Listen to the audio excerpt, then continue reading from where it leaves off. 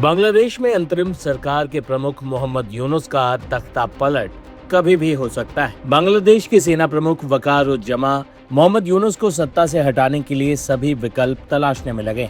वही यूनुस का कहना है कि बांग्लादेश के अंदर और बाहर जंग जैसे हालात हैं। शीर्ष खुफिया सूत्रों ने ये जानकारी दी है। सूत्रों के अनुसार सेना प्रमुख चुनावों के लिए जून तक इंतजार करने के विचार से सहमत नहीं है।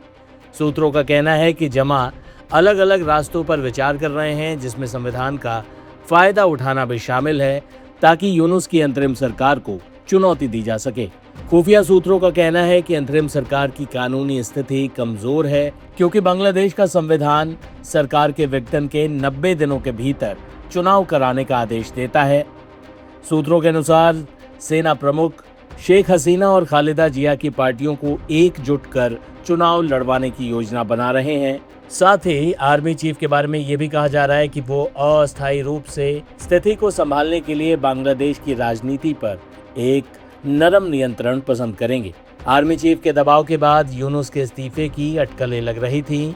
यूनुस ने इस्तीफा पेश करने का नाटक भी किया, हालांकि इसे दबाव कम करने की उनकी रणनीति माना गया। बांग्लादेश में मची उथल पुथल और मौजूदा हालातों को लेकर पूर्व राजनयिक वीना सीकरी ने काफी विस्तार से बताया है। देखिए, ये सब जो रेजिग्नेशन का ड्रामा था कि मोहम्मद यूनुस रिजाइन करने वाले हैं, जा रहे हैं, ये सब ड्रामा ही था, बिल्कुल ड्रामा था। और ये इसलिए ड्रामा शुरू किया था क्योंकि बिल्कुल कोई स्पीशियस तौर पे शुरू किया था कि शायद उनके कोई नाहिद इस्लाम एडवाइजर हैं, वो जाके उनको मिले और मीटिंग से बाहर आने के बाद इन्होंने कहा, एडवाइजर ने कहा, मोहम्मद यूनुस ने कभी कुछ कहा नहीं है रेजिग्नेशन के बारे में, क्योंकि वो डरते हैं कि वो रेजिग्नेशन का बात कहें तो लोग उनको हटा देंगे पद से। तो उन्होंने कहा कि वो रेजिग्नेशन करना चाहते हैं। और कल के दिन में, सैटरडे के दिन में बांग्लादेश में उन्होंने कुछ कोशिश भी की, जो ये इस्लामिस्ट पार्टीज हैं और ये जो स्टूडेंट्स पार्टी है, नेशनल सिटीजन पार्टी, उन्होंने एक कोशिश की कि स्टूडेंट्स को सड़क पे लाके वो मोहम्मद यूनुस की सपोर्ट में उन्होंने कुछ नारे भी रेज किए कि मोहम्मद यूनुस 5 साल रहेंगे और प्रेसिडेंट बनेंगे, ये नारे भी उन्होंने। लेकिन वो डेमोन्स्ट्रेशन कुछ था ही नहीं, बहुत कम लोग आए।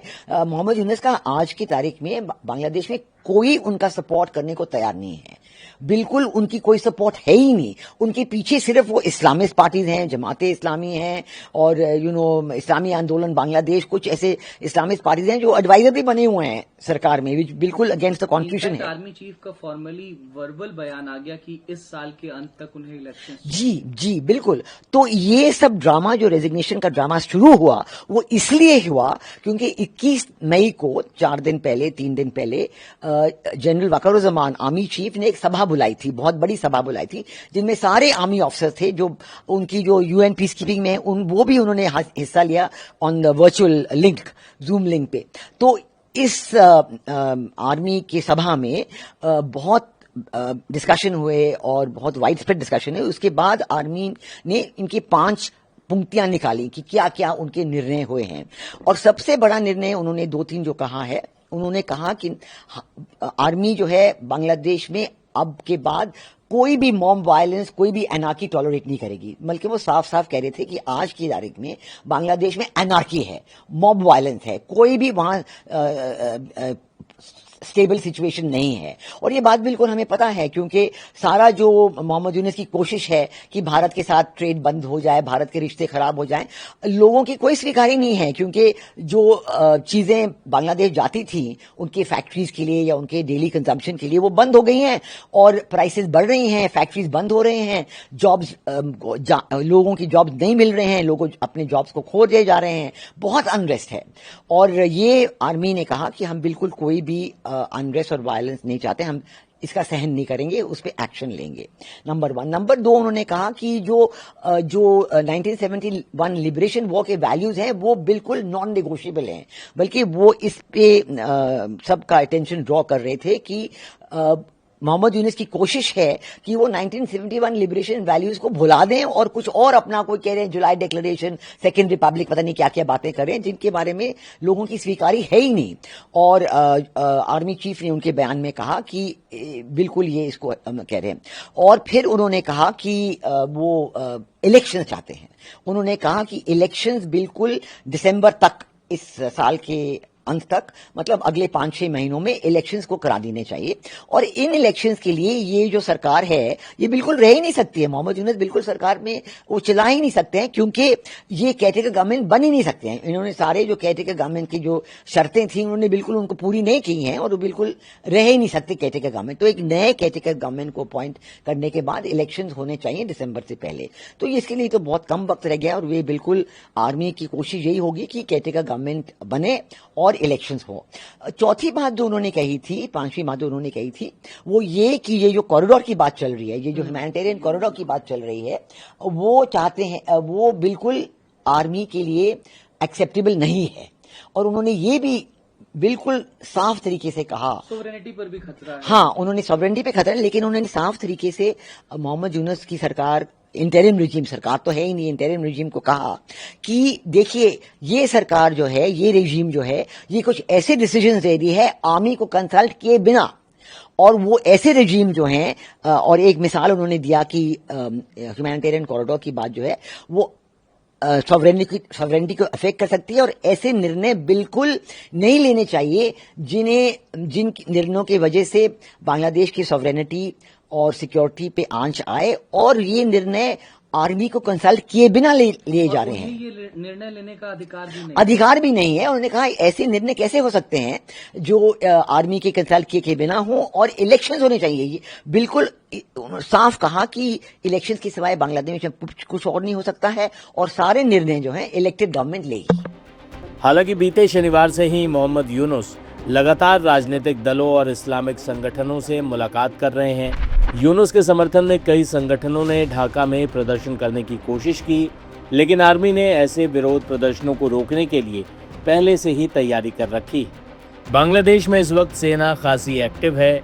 इस बीच शेख हसीना ने भी मोहम्मद यूनुस के नेतृत्व वाली अंतरिम सरकार पर करारा हमला बोला है। पूर्व राजनयिक वीना सीकरी ने शेख हसीना के बयान पर क्या कहा, सुनिए। मैं साफ मैं ये कह सकती हूँ कि लगता है कि former prime minister Sheikh Hasina वो आर्मी के सपोर्ट में आ गई हैं, क्योंकि वो साफ कह रही हैं कि बिल्कुल उन्होंने भी ये रेज किया था।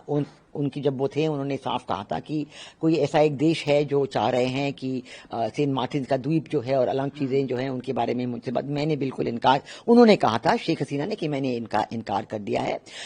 बात ये कह रही है साफ साफ कि देखिए कोई भी ऐसे निर्णय हो, ये आर्मी के साथ डिस्कशन करके निर्णय हो सकता है और इलेक्टेड गवर्नमेंट का निर्णय होना चाहिए, ये उन्होंने साफ साफ कहा है। और मेरा ख्याल उनके जो रिमार्क्स हैं उससे बिल्कुल ये नतीजा निकलता है कि इलेक्शंस के सिवाय बांग्लादेश का और कोई चारा नहीं है, एंड इलेक्शन जो हैं वो फ्री, फेयर और इंक्लूसिव होने चाहिए। मतलब सारे जो पार्टीज हैं, एक ये जो रिजीम है मोहम्मद यूनुस का, जिसके पीछे सारे इस्लामिस्ट पार्टीज हैं, उन्होंने एक बार कह दिया कि हम अवामी लीग को बैन करते हैं। उनका कोई अधिकार है ही नहीं, उनमें कोई अथॉरिटी नहीं कि वो किसी पार्टी को बैन करें, ऐसे ही बैन कर दिया क्योंकि उन्होंने देखा कि अवामी लीग का वोट बैंक तो इंटैक्ट है और सारे लोग बांग्लादेश में यही कह रहे हैं कि आगे भालो छिलो, पहले अच्छा था, ये कह रहे हैं। तो वो देख के ये डर गए और उन्होंने उनको ये जानकारी पड़ी कि जो इनकी कोशिश 8-9 महीने से हो रही है कि उनका पॉपुलैरिटी बढ़े, इस्लामिक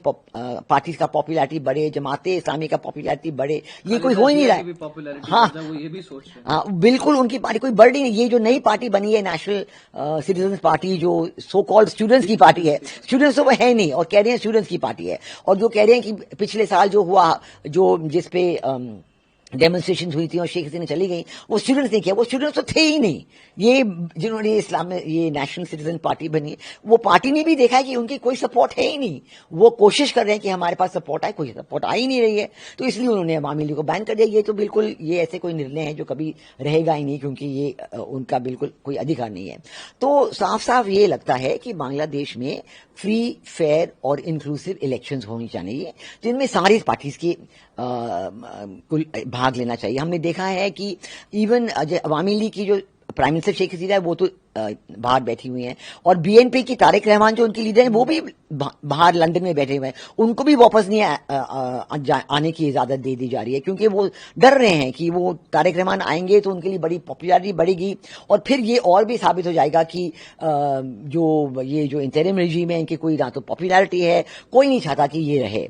तो ये बिल्कुल साफ हो रहा है, दिन ब दिन ये साफ हो रहा है। जो आर्मी चीफ ने अपनी सभा बुलाई है उससे ये बिल्कुल जाहिर है कि आर्मी बिल्कुल सपोर्ट में नहीं है इस मोहम्मद यूनुस की सरकार में। उन्होंने उनको बता दिया है, कुछ 4-5 उनके निर्णय हैं, उन्होंने बता दिया है।